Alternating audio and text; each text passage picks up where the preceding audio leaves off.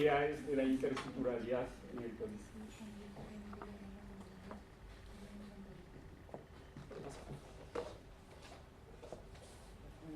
A ver, hay un concepto técnico que usamos en lingüística y es el término familia. No se refiere a la familia biológica, se refiere al hecho de que las lenguas se parecen unas a otras o no se parecen. Tal como cuando hablamos de familia, decimos que los miembros de una familia, entre nosotros, si son miembros de la familia se parecen. Si no son miembros de la familia, no se parecen. Entonces, en el caso del Perú, cuando nos preguntamos cuántas son las familias, o sea, lo que vendría a ser las lenguas que esa familia tiene son completamente diferentes de las lenguas de las otras familias. Cuando nos hacemos esa pregunta, la respuesta más adecuada ahora es alrededor de entre 18 y 20 familias lingüísticas. Pongo un ejemplo. La lengua shipibo es de una familia completamente diferente a la lengua quechua. La lengua quechua es de una familia muy diferente en sus orígenes de la familia aymara, aunque las dos lenguas se parezcan, pero sin embargo son completamente diferentes unas de otras. Hay alrededor de 44 lenguas en el Perú. Hay una correlación que uno debe hacer entre lenguas y culturas. Si uno tuviese que numerar culturas o enumerar culturas, uno diría también, si hay 44 lenguas, correlativamente debemos hablar de alrededor de 44 culturas.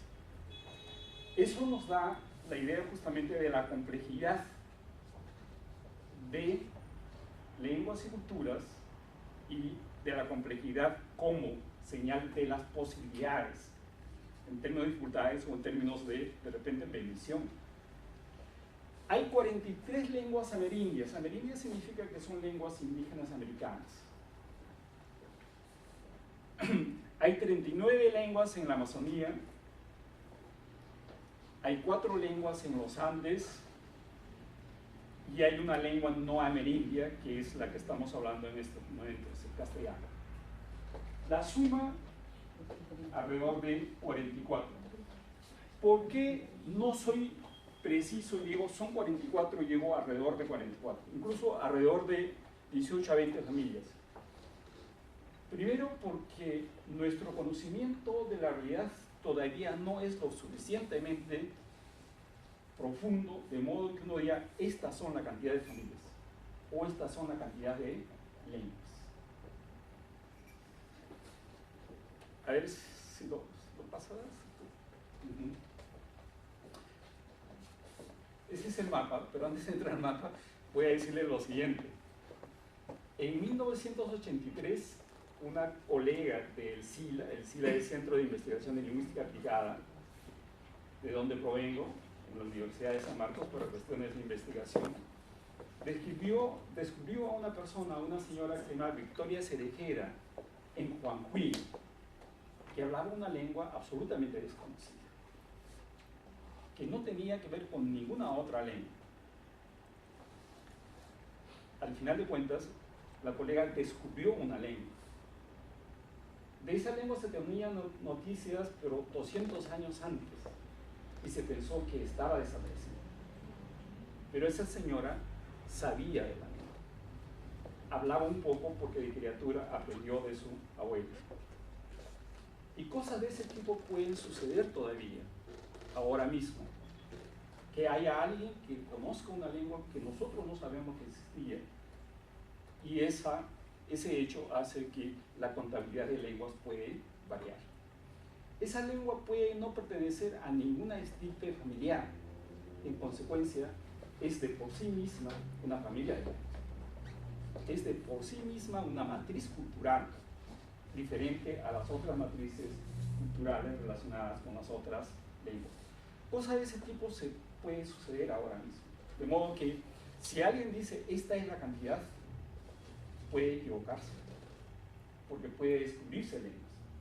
Y aparte de ello, hay espacios en el Perú que todavía no conocemos, de modo que uno diga, en este lugar no hay más que esta lengua, porque puede haber otras lenguas. Lugares de la selva, por ejemplo, son de ese tipo, especialmente la parte del sur, donde se ubica el Parque Nacional del Manu, en Madre de Dios, que abarca una enorme cantidad de extensión de terreno que la gente no conoce.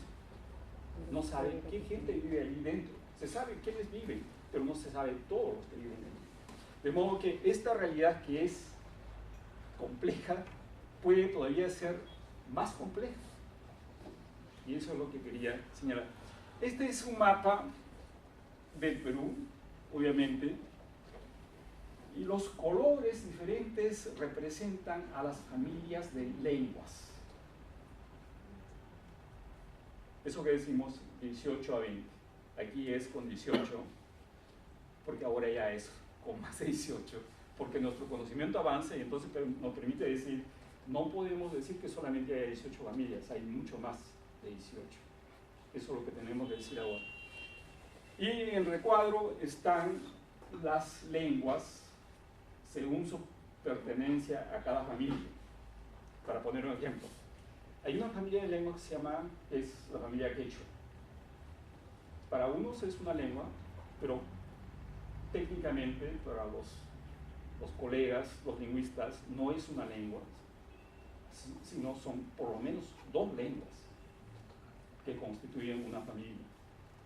Igual que el aymara, por ejemplo, pertenece a otra familia diferente a la familia quechua, y esa familia tiene por lo menos dos lenguas, la que se habla en Tupe, que suele llamarse Jacán, y la que se habla en Moquegua, Puno, Bolivia, Argentina, norte de Chile, etcétera, que suele llamarse aymara, que se hablaba en otros lugares también, que vamos a ver. Decía, los colores representan a las familias de lenguas. Voy a enumerar rapidísimamente. Aquí hay un color, yo no conozco nombres de colores, pero sí lo distingo. Este de acá creo que es morado, no sé qué color es. Que está al sur del Perú, en Madre de Dios, y que continúa en Bolivia. Esa es una familia que llamamos nosotros Tacana. ¿Cuál es la lengua de esta familia en el Perú? Es una que se llama Eseja. La gente de Madre de Dios, los que no son colonos, provienen de esa lengua en términos de antecedentes.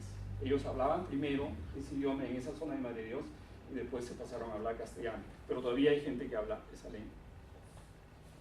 Este color amarillo que está en la frontera de Puno, Cusco y Madre de Dios es una familia cuyo nombre llamamos, seguramente no les importan mucho los nombres, llamamos Jaracumbet, y la lengua también se llama Jaracumbet. Debo decir algunas cosas particulares que les haga notar por qué tienen que considerarse esas diferencias como importantes. Yo les digo algo, por ejemplo, con respecto a los Jaracumbet. Ellos son en el Perú los peruanos que en promedio de estatura tienen la más alta estatura. La más alta, el promedio de los peruanos creo que es 1,65 m o por ahí. El promedio de ellos es normalmente 1,70 m, lo que significa hay menos de 1,70 m, pero más de 1,70 m es muy, muy normal. Y hay una razón. Ellos viven en el territorio donde se produce la mejor castaña del mundo. ¿No es cierto? Las castañas que comemos en los pasteles, etc. Y donde hay castañas, hay abundante motelo, que es la tortuga grande. Y donde hay castañas, hay también venados. Yo no sé por qué, pero por alguna razón. Hay venados. Entonces tienen una alimentación excelente que les ha permitido hacer una selección natural, ¿no es cierto?, de un tipo biológico que es de estatura alta, que llama mucho la atención frente a la estatura de los demás miembros de los pueblos amazónicos. Y aparte, para conocer, todo esto tiene que ver, tenemos 2 horas, ¿no es cierto? Aparte, este pueblo no es de esa zona. No es de esa zona desde siempre. Es gente venida allí. Es gente venida allí. Hay una zona en el Perú que para los efectos de interculturalidad, etcétera, nosotros distinguimos como la zona preandina. O sea, la zona de la Amazonía que está cercana a los Andes. Uno puede decir también preandina si va de la costa, pero no se distingue ese. Pero en el caso entre los Andes y la Amazonía sí se distingue una zona que se llama preandina. Por ejemplo, esa zona preandina, vamos a hacer una referencia ahí, es la tierra de los pueblos que tienen el mayor número de habitantes, como los Ashánica, como los Shawi, como los Awajún. Y esta población de esta zona tiene un tipo de organización que los antropólogos llaman clanes. Clanes es un tipo de organización social que nosotros no imaginamos cómo puede ser, ¿cierto? Nosotros imaginamos las organizaciones sociales en términos de clases sociales, pero no. Ese tipo de conceptos no vale en este caso. Es un tipo de organización que tiene que ver con una adecuación de la cantidad de personas o del grupo humano a la Amazonía Baja. ¿Cuál es la lógica de esa organización? Es no ser muchos, ser capaces de una movilidad rápida en la selva para irse de un lugar a otro. Es como las portátiles de los partidos, ¿no es cierto? Se van de un lugar a otro, se llevan de un lugar a otro. ¿Por qué deben ser pocos? No es al azar. No es que no sean entusiastas teniendo hijos. Como todos los seres humanos seguramente son entusiastas. Pero la cultura les ha dicho que no deben ser muchos. ¿Por qué? Porque no deben alterar la relación del medio ambiente que le produce para vivir con una cantidad que rebasaría las posibilidades del medio ambiente en términos de productos para sostenerse. Por eso las poblaciones de la selva conocen mucho de piripiris. Y piripiris, como ustedes saben, son plantas o remedios para no tener hijos. Porque es fundamental no ser muchos. Y es fundamental moverse de un lugar a otro. Cuando se agota en un lugar, tienen que irse a otro lugar. ¿Y cuál es la organización social apta para eso? O especialmente para eso, lo que se llama la organización de clanes. No hay clanes que sean más allá de 100 miembros. Normalmente 50, 60, 80. Porque si son muchos, ya comienza a haber problemas.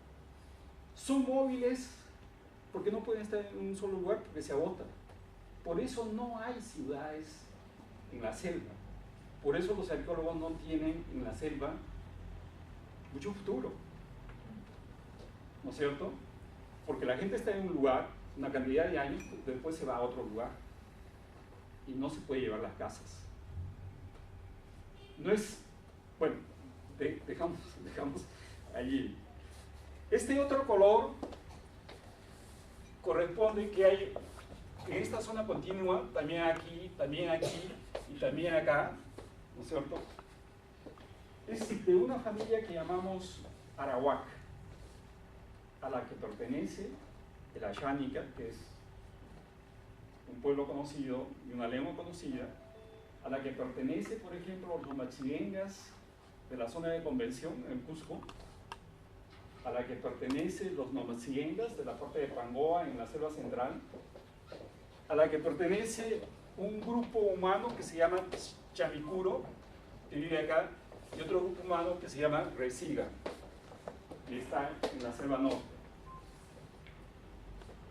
Los Ashánicas son la población más numerosa de entre las poblaciones que llamamos amazónicas. No tiene organización de clanes. Y si la tuvo, la perdió hace mucho tiempo.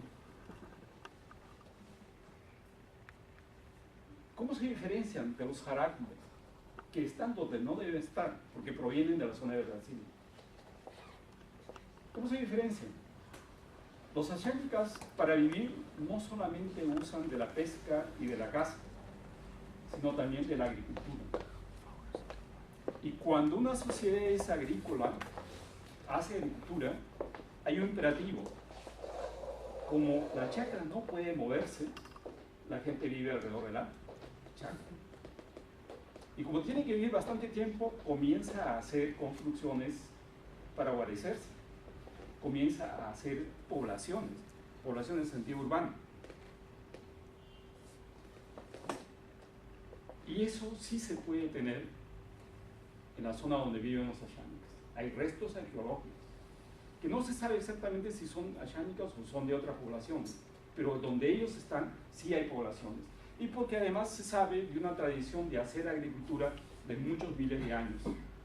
Lo que no sucede en la selva baja. En la selva baja hay poblaciones como una parte de los arahuacos que viven en la zona del Cusco, alrededor del Parque Nacional del Manu, que no hacen agricultura o hacen muy poca agricultura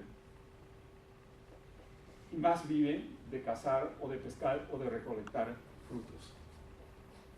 Bien, este otro color, que creo que sí es el morado, es la zona de la familia de lenguas que se llama Pana, a la que pertenece Shipibo, Kashibo y todo un conjunto de varias otras lenguas que están ubicadas en Atalaya, en